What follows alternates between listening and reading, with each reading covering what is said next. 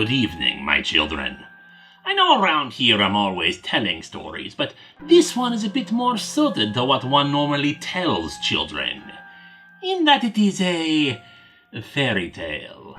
I mean, it's still full of blood and horror, but it's a fairy tale nonetheless.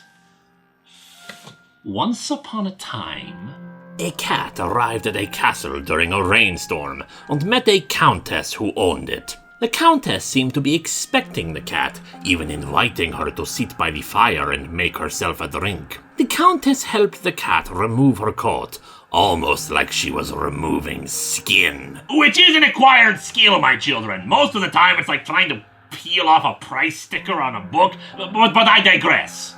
The cat admits to her that she is there to kill her, and the countess says she forgives the cat. She is far from the first to try. The countess can smell the cat's timidity and fear, and it stinks. She tells her to go upstairs and take a bath, which she agreed to.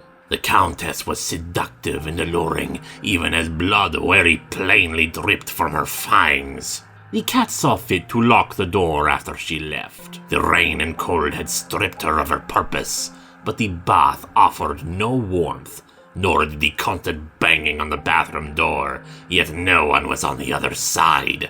The cat sought out the countess and saw her in her room, peeking in through the keyhole. She saw the countess do up her hair, check her lipstick, monstrously rise up from her own skin before returning again, and looking right back at her through the peephole. "Is it now, then?" she asked. "Is it now that you kill me?" The countess was ever so bored, and the stink of timidity was still on the feline, as she demanded the animal to answer her. The countess pulled the cat down the halls until they came to door after door, all of them red. She asked the cat if she wondered what happened to those who came before, and to choose a door. This is a very creepy way of telling the cat she's won a new car. Behind the doors were stories, brief fairy tales in themselves, each describing a cat encountering a person, and encouraging mutilation and murder in its wake on the way to a castle. And when the cat pulls her hand back, it is covered in blood. The cat began to wonder if any of these tales were her tale, her story, or was she the cat who had led those people to their doom? She once again sought the countess, finding her in a coffin and slithering out like the snake she was. She asks the cat if she blames herself for leading them to the castle, for what they became. The unraveled things behind those doors, stained with blood freely given by those that entered. But that's not really important, is it?